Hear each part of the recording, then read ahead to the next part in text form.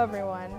We are going to be making an art piece today that is inspired by the famous Belgian painter Piet Mondrian. Piet Mondrian was one of the painters that created a style of art that is called de stijl. And what that artwork is known for is lots of geometric shapes, lots of primary colors, and lines. That is also a type of art that is called non-objective art, which means when we look at the artwork, we don't really see anything we recognize, like trees or a person. Instead, it's just the simple lines, shapes, and colors.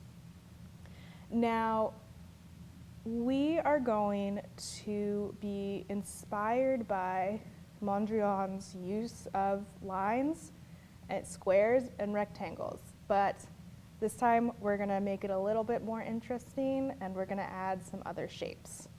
So, the materials that you're going to need are a white sheet of paper. You're going to need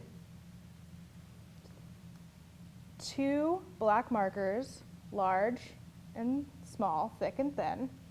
You're going to also need the primary colors, which again are red, yellow, blue, and you're going to need these markers in thick and thin. And you're going to need a ruler, and you're going to need a cup. I know you're probably asking yourselves, why do I need a cup? It's an art piece. We'll get to that later. First things first, though, we need to make sure we write our name on our paper. So pick one side of your paper, and then you're going to write your name. So I'll write mine, and so that's going to be the back. We're going to turn over our paper, and we need to make sure that our paper is horizontal. So it's going the long way. So once we know it's horizontal, what we're going to do is we're going to be drawing some shapes, and I'm going to count them through with you. When you draw these shapes and these lines, you should alternate between your thick and your thin markers to make it look interesting. And because we're going to be using a lot of our markers going back and forth, we need to make sure that the caps go back on correctly so our markers don't dry out. Now, the first thing that we're going to draw is a rectangle. So I'm going to make a large rectangle on my paper. Now, as you draw your rectangle, you do not need to draw it in the same place that I'm drawing mine. I actually encourage you guys to do it in a different place. That way your piece is going to be all your own.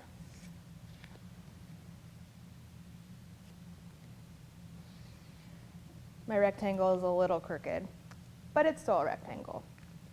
Now what we're going to draw is 2 horizontal lines. So horizontal lines, again, how do they go?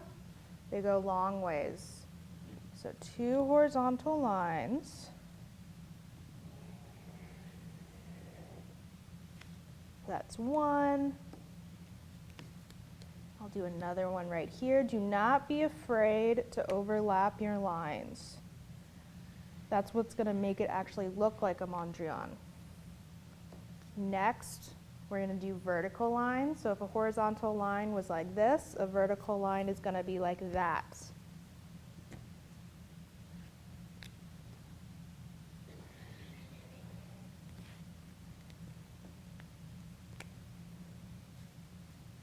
Going to make mine a little close together this time.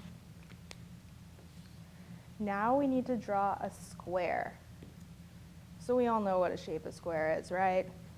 4 sides that are the same length.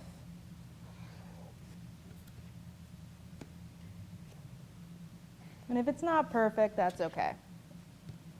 They don't have to be perfect, because it's kind of impossible to be perfect when you're making it yourself. If you're on a computer, that's another story. Okay. Now is where we're going to use our cup. We're going to use our cup to trace a circle. That way it gets almost perfect to it's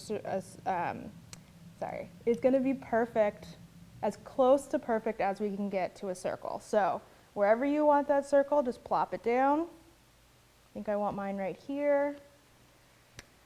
And make sure that it's okay that you might get a little marker on it. It should come out after you wash it, but maybe not use any of your parents' special cups because they might get a little upset. So we have a circle, and then the very last shape we're going to be doing is a triangle.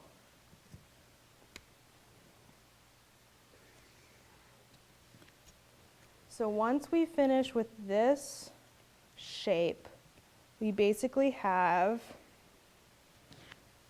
the outline, the structure for what we're going to be doing with the rest of our art piece.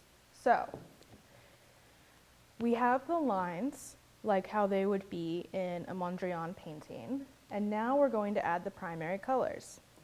We're going to start with red and we're going to go down until we use all primary colors. Make sure you don't fill in all of the shapes. We want some white to show because that's also a characteristic of a Mondrian painting. So I'm going to start with my red, and I'm just going to pick some shapes that I want to fill in with the reds. You want to be a little careful that you stay within the lines. It's not the end of the world if you can't, though. So I recommend that you use your large marker for the larger shapes. And when you get to the really itty-bitty shapes, you use the tiny markers, the thin ones. Because it's going to be hard to keep the red in these tiny shapes if you use the thick one. Let's see. I think I'm going to move on to blue. You can always go back and add more red or blue or yellow as you go if you feel like there's a spot that's missing.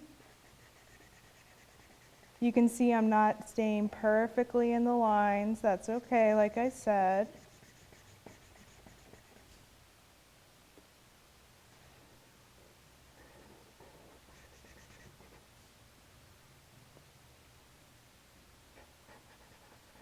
Now, once you do one of these, you can do them again and again, all different combinations when you place your shapes in different parts of your paper. They'll all look a little different. And just like how we are adding more shapes, you can always add more than just your primary colors if you wanted to.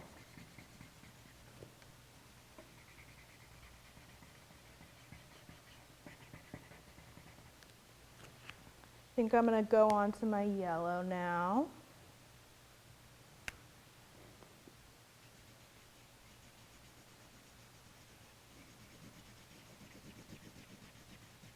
Do you guys remember why the primary colors are primary?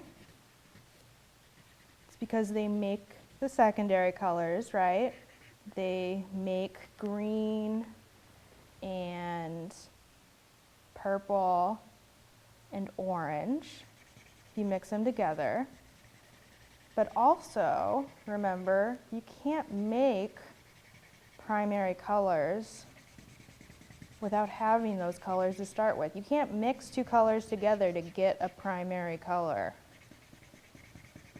It's kind of crazy when you think of it like that. Let's see. Maybe just this big square, and then I think I might be finished with this. I like some white space in mine. But if you like the color, you can add some more shapes, but remember, keep some of the white space open.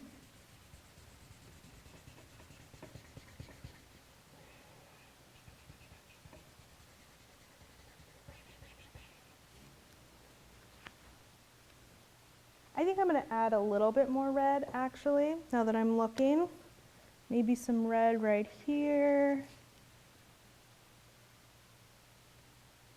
Yeah, I think that's good. So, when you're done, make sure all your pens are closed and shut. And then you have a Mondrian-inspired painting.